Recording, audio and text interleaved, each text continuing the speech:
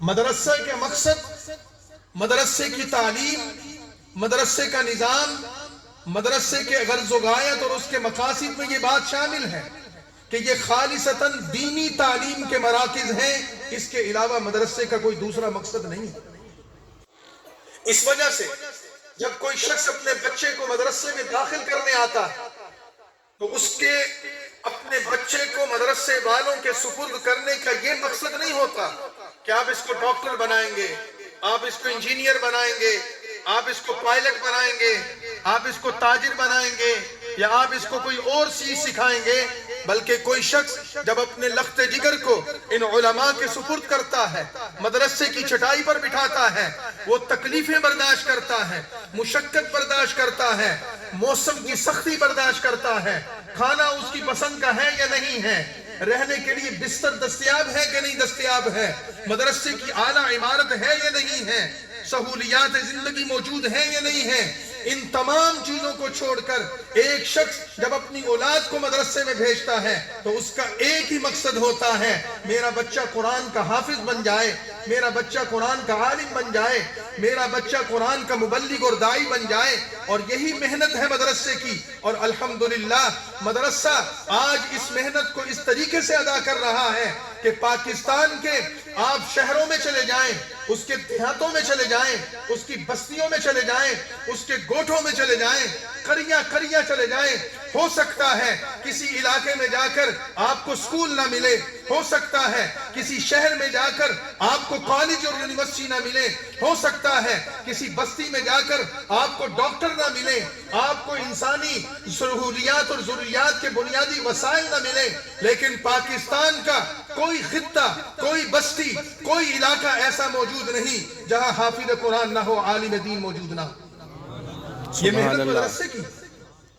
یہ کوشش مدرسے کی ہے۔ جناب رسول اللہ صلی اللہ علیہ وسلم نے جو پیغام امت تک پہنچایا تھا،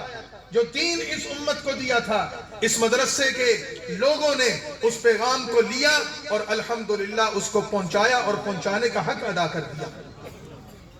آج وفاق المدارس العربیہ کا صرف ایک تعلیمی بورڈ جو دیوبند مکتب فکر سے تعلق رکھنے والوں کی نمائندگی کرتا، ایک سال میں اس بورڈ کے تحت امتحان دینے والے بچے اور وہ بچیاں جنہوں نے قرآن کریم حفظ کیا، ان کی تعداد تقریباً 1,00,000 کے قریب پہنچ گئی۔ ایک سال میں 1,00,000 حافظ بچے اور بچیوں کو تیار کرنا اور 1 روپیہ کسی سے فیس نہ لینا، کیا یہ جناب رسول اللہ صلی اللہ علیہ وسلم کا معجزہ نہیں ہے؟ مجھ سے پہلے مولانا اللہ وسلام صاحب نے اپنی گفتگو کے اختتام پر یہ بات کی کہ یہ ختم نبوت کا ایک پہلو بیان کرتے ہوئے یہ فرمایا کہ جناب رسول اللہ صلی اللہ علیہ وسلم کے بعد نبوت یا رسالت کا تصور نہیں کیا جا سکتا کہ کوئی نیا نبی یا کوئی نیا پیغمبر یا رسول ہوگا،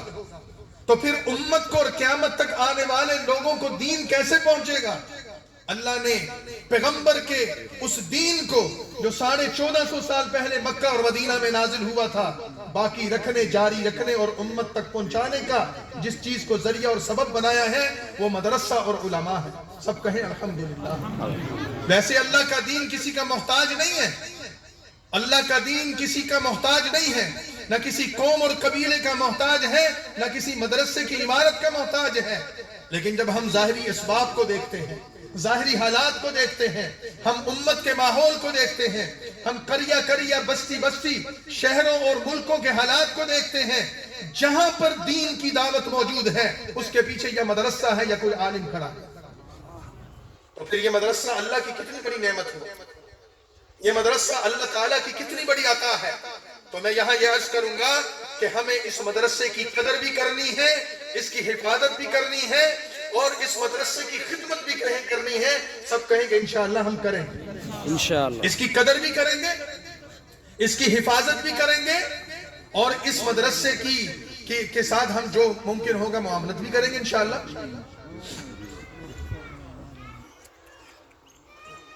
تمام دوستوں سے گزارش ہے آگے کے تشریف لے آئیں تاکہ پیچھے آنے والے ساتھیوں کے لیے جگہ مل سکے۔